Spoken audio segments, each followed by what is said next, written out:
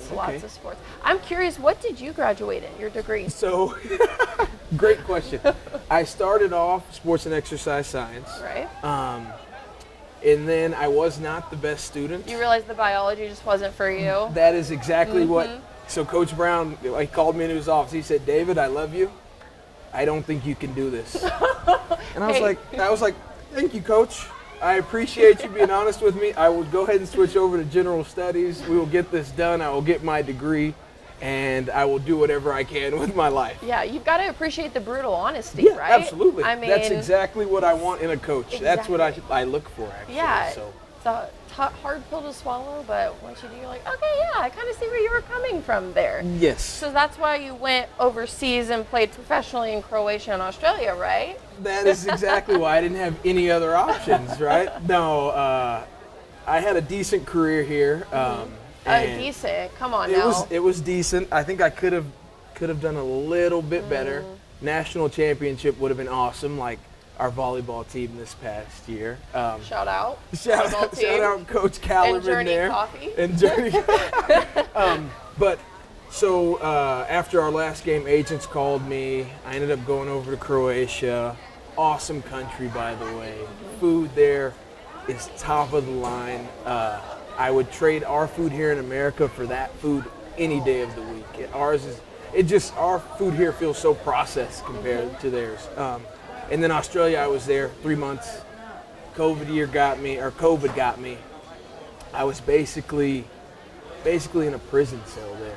That's how bad it was, and it was good to finally make it back to Texas when I did make it back. So kind of backtracking on Croatia's food, what kind of food do you eat in Croatia? So I only ever really had grilled chicken, grilled steak. I was never the trimmest guy, so they were trying to keep me as trim as possible. Okay. And so they were kind of just forcing me to eat that. But it wasn't anything spectacular, but it just tasted like so different. Their eggs are a different color. I mean, if you ever have a chance to go out of the country, I would definitely explore any part of Europe. Okay. The food, the people, they love Americans, so you would be welcome. So definitely, if you have you ever been out of the country? I have not been out of the country before, actually, but Croatia and Australia, both, do I need to go?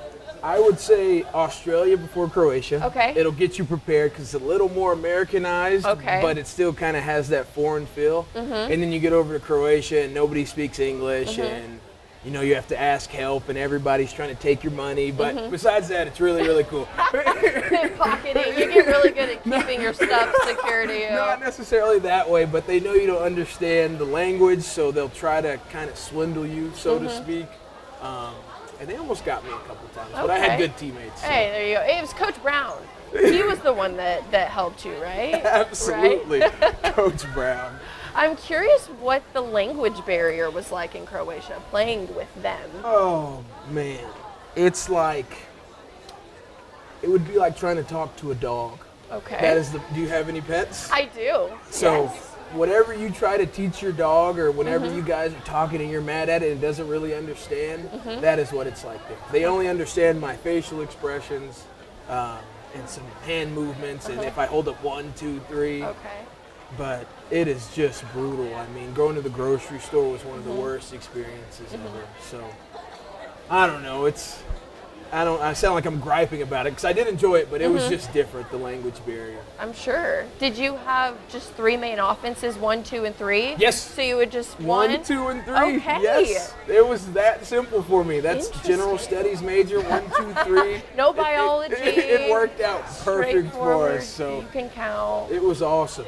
Okay. It was awesome. Were there any Americans on the team or people from other countries? I was the only American. We did have another guy from one of those small countries over there, and he spoke a little more English, but yeah, it was pretty lonely. Okay. My girlfriend did not get to come to that one. She came to Australia with me, so that was a lot better, but just being alone during holidays, Christmas, Thanksgiving, was just brutal. So, but looking back on it, it was an experience I needed. Yeah. Well, on a very positive note, I have to congratulate you on being named to the WT Hall of Champions. What does it mean to you to receive that honor? It means a lot, but I never really played for individual accolades. I want to win a national championship. Right. That's why I came back into coaching, is to win a national championship. So it's great. I don't want to downplay it. It is a big honor, but I'm very focused on winning this national championship. I'm focused on what we're going to do as a team next season rather than me going into the Hall of Fame. So hopefully getting off the Hall of Fame thing, hopefully we brought in the right guys to go win a national championship next year. Volleyball is going to repeat, and then we'll follow them there. Right, So, right. I like the mentality. yes, absolutely. What's it been like coming back and getting to coach for your alma mater?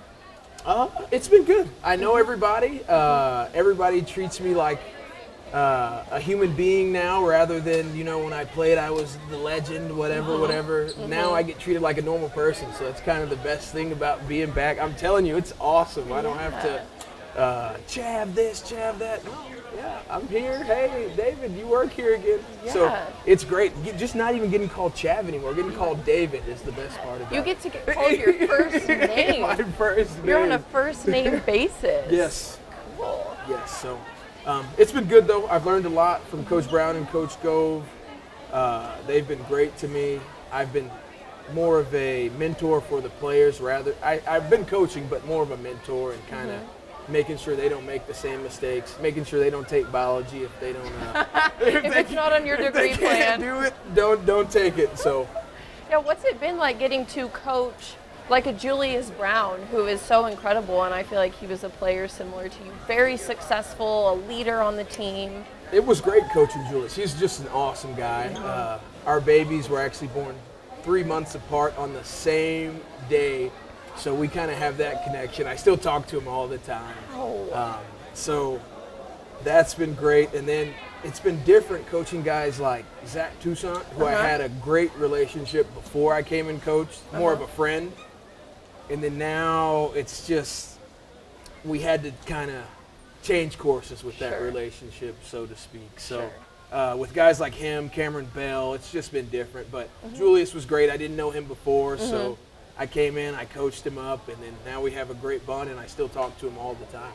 So Yeah, it is awesome. I'm curious what the dynamic is like now with you and Coach Brown, because he was your coach and now he's your boss. Is it kind of the same kind of dynamic? No, it's a little different now. He's more, when I was a player, he was a lot more lenient with me and what I could get done, and, let me make a lot more mistakes. Now he's more like, hey, look, David, this was due at this time. You're 3 days past it. Let's get our paperwork turned in. Right. So he's a lot more of a boss, but we're also really good friends. We've taken multiple road trips to Dallas together, and we have a lot of differing points of views on things, so it makes for great conversation in a 6-hour drive.